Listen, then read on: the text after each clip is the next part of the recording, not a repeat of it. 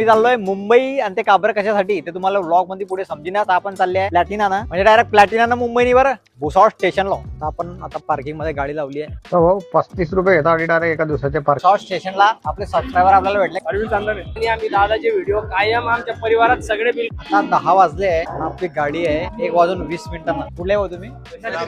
आता वाजले भाऊ 12. कसा बसा मी टाइमपास केला. मग माझी गाडी आली. मग मी सीटावर झोपलो आणि मी पोहोचलो मुंबईमध्ये सकाळी. 8:15 वाजले या स्टेशनच्या बाहेर.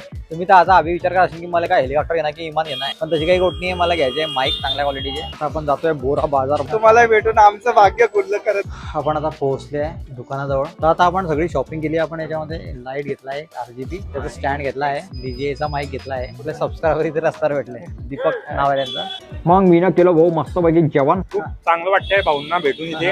आणि भाऊ इथे ना न्यू इक्विपमेंट्स घ्यायला आले होते. GST सेंटरचा नजारा